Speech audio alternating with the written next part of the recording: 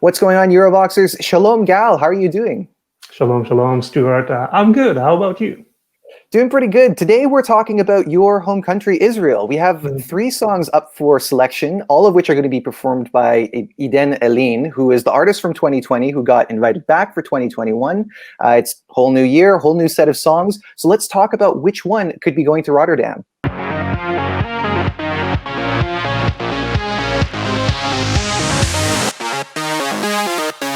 So these three songs were selected from a larger pool of songs. Gal, can you tell us a little bit about how we arrived at these three? Yeah, so originally the plan that Cannes published was to have a big selection of 16 songs. They narrowed it down to 9 eventually. And there was a voting last month. Between the 9 songs, they were all presented in demo form, not recorded by Eden. And then the audience voted and chose the 3 that we have now for consideration. And they have been recorded by Eden. The versions are out now, and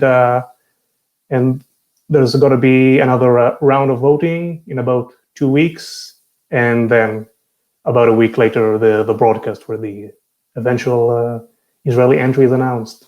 Mm-hmm. So I understand we can expect that towards the end of the month. And it's nice that we've been able to hear what Eden is actually going to sound like on these songs, because as you mentioned, we heard the demo versions and they were using stand-ins just to deliver the vocals. And now we're getting a sense of the kind of personality that Eden is going to be adding to these. So let's get into them. The very first one is called Ooh La La.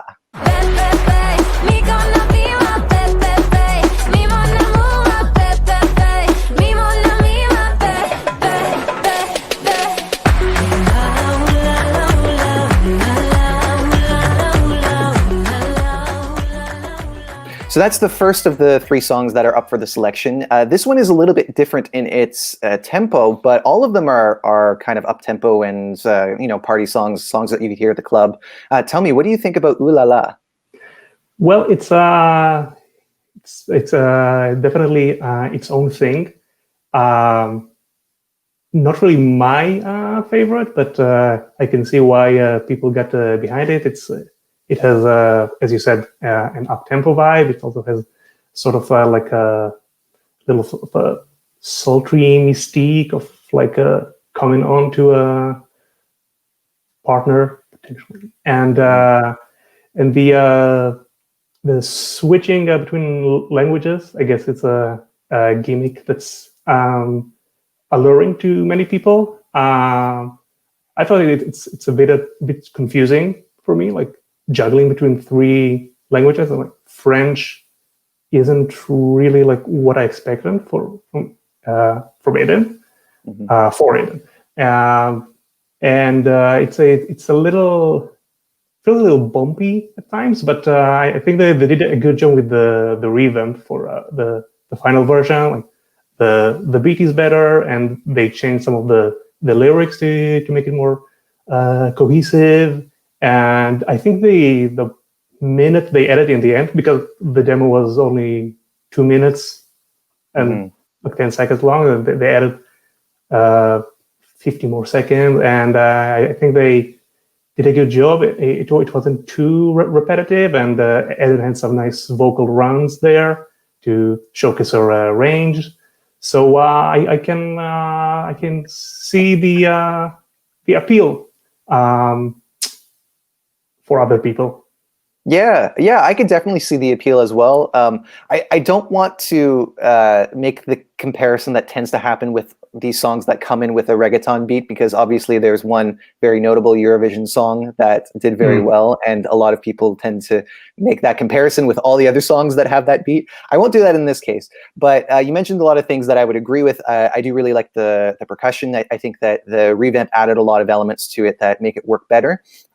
In the case of the languages, I actually like the fact, I mean, this is mostly because this song doesn't have as much English as the other ones do. The other ones are quite English heavy.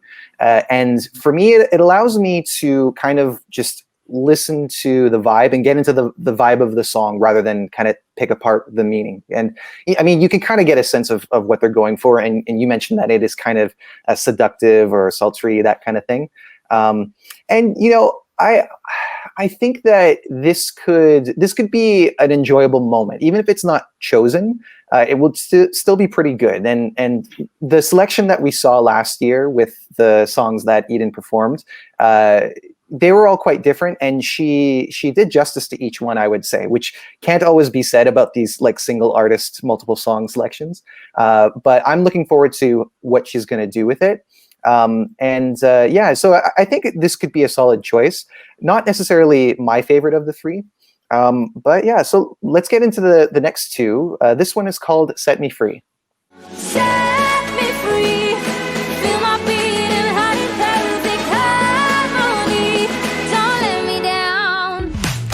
Oh, oh, oh, I'm gonna make it on my own. Oh, oh, oh, try to see what she got. Oh, oh, oh. So there we have song number two. This one's a little more funky. Tell me, what do you think about Set Me Free? I enjoyed it quite a bit. As you said, it's funky, and I'm a sucker for a good, like, chunky, funky bass line, and this has it in spades. I think it works well with the strings there, like the light strokes, especially during the beginning, where it's like a very prominent element. I like it. I like the theme of like a post breakup coming out strong anthem, and the music, the arrangement works really well with it. It's like, it feels like it's confidently strutting, and like I already see like how it can look on stage or in the video. I'm not sure there will be live performance actually. But it feels like very confident in what it's doing. It's a very like consolidated and cohesive as a piece of music for the most part. Like it has a bit in the second verse where they like switch up the pace, give it a more like a Mediterranean, I guess, vibe, which is interesting. Not sure how I feel about it, but the bridge is much better in this version. Like, it's a massive improvement over the demo. I think they also added a guitar, which I don't remember from the demo, or maybe it was like buried in the mix. So it had like more of like a slick, funky post-disco Nile Rodgers kind of vibe. Mm-hmm. Perhaps too slick for some people. Like, I can see why some people might think it's a little too canned, maybe, or like too well produced. But I like it. I enjoy it, and I think it's doing a great job at what it does. I mean, if you're a fan of this style of music, then it definitely delivers. And again, the message really works for me. And yeah, I like it. It's interesting how you mentioned the kind of idea of this being a canned production, and for me, like I think nowadays in pop music we see a lot of artists trying this kind of thing, which is like, you know, 80s not punk, 80s funk or post disco, as you put it, and they don't like it has become quite a cliche to an extent. So that personally kind of weighs this entry down a little bit, but I think that you know, among other things that you mentioned, one thing that gives this a unique touch are the strings. To me, it helps it sound like it's grounded in something that isn't like, you know, just American pop. You know, it sounds like it comes from a different region, and I think that really works in its favor. And you know, you mentioned also the way that it has this confident sound to it. I think that's great. You know, especially for someone like Eden, I think that she can really pull that off. The other takeaway for me, and this is, I think, it's showing kind of my bias and where I come from. This is the only one with a key change for the last chorus, which, you know, has been a Eurovision staple for a long time. And for me, it's usually one of those things that makes a song sound kind of dated. and it takes a lot to really pull it off well.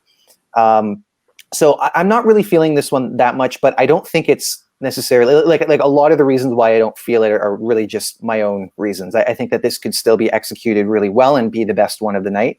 But it wouldn't necessarily get my vote, is all I'm saying. So that's Set Me Free. And now there's one last one, has a bit of a familiar title because there's a Eurovision song that was also called La La Love. Let's take a listen. Show me what you got. It gives me inspiration. How I like your vibe. I'm feeling good vibration. Party to the morning, till the sun is glowing. All I wanna do is la la la la la love. La la la la la love. So that's the last of the 3 songs. Tell me, how are you feeling about La La Love? It's I'm conflicted about it, I think, because I like the message. I like the idea of like trying to bring people together, create a community around like fun and dance and positive vibes, and it's like trying to lift people's spirits. You know, we've had a rough year. We haven't seen each other for a while. Let's get together. Like, I like the intention behind it. I'm not sure if it's that well executed, because like I guess that's the major point that splits people about this entry. The imagery, the metaphors they choose of like pandemic related terms, and like trying to turn it around. Like, I get what they're trying to do. It's like my disease is love. I'm lovesick. I'm like, my happiness is contagious. Meanwhile, there's a very real disease that is nothing of the sort. Yes, it's like I think like I get it, but it's like too early maybe to try to make a positive. I mean, like bigger and better, more famous artists have done that. Like Ariana Grande, Justin Bieber had a duet of like lockdown is romantic. So it's not like a shocking idea, but it's a bit of a little of a cringe aspect there. But other than that, I like the arrangement. It's like it's upbeat. It has this like bouncy keys. I like the changes they made in the final version. For the most part, again, like in Set Me Free, they have this like switch up in the second verse toward the Middle Eastern vibe. Mm-hmm. So I guess that's a pretty desirable aspect of a song. I mean, if 67% of the finalists do it. Other than that, the aspect I like the most of the revamp, as opposed to the demo, I think they bolstered the backing vocals. I'm not sure if they had any in the demo or they just quiet, but here's like very like loud in the mix, which I think is good. I mean, for a song that tries to create a sense of being together in a community, so it feels like more like reassuring to not have this one person. It's like a nation behind her, and I think it's good. It's nice. It has potential, but it will definitely, if it qualifies, it would definitely be like a major talking point and a point of division regarding the semantic field, perhaps. Yeah, and I didn't really catch on to that until I saw other people talking about it, and then when I listened to it again, it stuck out a little bit more. So I understand the concern about that, and I mean, it's also important to remember that it is only January, and if they deem it to be that big of a concern, recordings can be done again. I mean, obviously that costs money, and pulling together the people to make it happen during a lockdown is not always the easiest thing to do, but things can change. Nonetheless, The thing that I like most about this is that it's really warm, and you know, you mentioned the positive feel that it's going for, and trying to lift people's spirits. That really resonated with me. And in many ways, and you also mentioned the way that it changes up. I think that of the three songs, I enjoy this one the most because of its structure. It's got so many different moments that catch me by surprise and make it a lot more enjoyable. You know, especially like the percussive breaks after the chorus. I think that's a good opportunity for, you know, dancing. I think, you know, there must be some dancing going on, because you don't want to be standing still while, while all that energy is coming out. The only thing that I have to say is that I don't la la love it. I'm like, it's kind of la la lukewarm, you know. And I can't put my finger on why. It's just a matter of, yeah, I enjoy it to a point, and I think, again, it could be executed really well. But yeah, that's really all it is. I've really run out of things to say. But Yeah, no, like I get it. Like it's good, but it doesn't have like this extra oomph. You know, the like the point where you're absolutely falling in la la love. La la love. Oh. And yeah, and I think it's natural for us who are around the Eurovision sphere to be looking for that in every entry, because we're all like, who's gonna win? Not like even who's gonna win the selection, who's gonna win Eurovision, right? So I don't necessarily see that here with any of the three songs. But if you had to choose between the three, which one do you think would give Israel the best chances? Well, it's hard to say, because, as you said, like none of them has like winner potential written all across it. Like, not that they're bad, but just it's not like solid gold from, you know, the first second. So it's hard to tell like what the viewers and juries would like. But I'm going with Set Me Free, mostly because like I feel this is like the most discernible melody, especially in the chorus or the pre-chorus. So, and I just like see in my head like people gathering virtually or otherwise and like singing it together, like putting their arms around each other if possible, and you know, just feeling the vibe, like singing off key, and it feels like it has more of like that aspect of it, of like being like memorable, bringing people together as a song, as a piece of music. But I do not know, because songs of that like funky nature don't always do that well in Eurovision.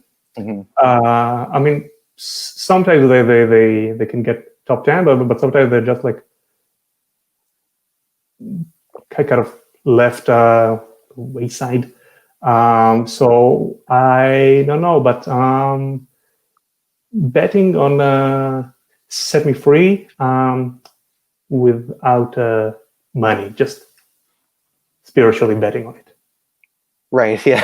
I think probably, considering how things are going, it would be wise to bet only spiritually on, yes. on these songs. I'm saving my pennies. Exactly, because you don't know what's around the corner. I think you made a lot of great points about Set Me Free. Again, I don't really resonate with it that much, but I think that's more because of my own biases, the kind of things that I look for in music. And of the three, I would say that none of them really, they're all kind of the same par. That I'm mixing my metaphors there, but they're all on par with one another. Yeah. And I don't think that, you know, especially because this is a single artist with three songs, these kind of selections, there tends to be less kind of heartbreak and drama. So I don't think that there are going to be that many people upset by the end of it. Of course, we're always surprised, but it won't be so bad. Nonetheless, if it were up to me, I would actually go with La La Love. Maybe on second listen to the Infecting My Generation lyrics, maybe you might want to consider a rewrite. But that could also work for it, because sometimes you need a little controversy to get out and to get people to listen to your song. But yeah, so that's really what we got to say. What do you guys think? Let us know in the comments which one of the 3 songs, Set Me Free, Ooh La La, or La La Love. Man, they've really got so many like similar things going on in the titles. Which one of the 3 do you enjoy the most, and which one would you like to see go to Rotterdam with Eden Alene? Let us know in the comments. You can follow us on Facebook, Twitter, and Instagram, and don't forget to subscribe to the channel, because we're going to be following all the national selections as they happen, and we'd love to know what you guys think. So we will see you on the next video. Take care. Farewell.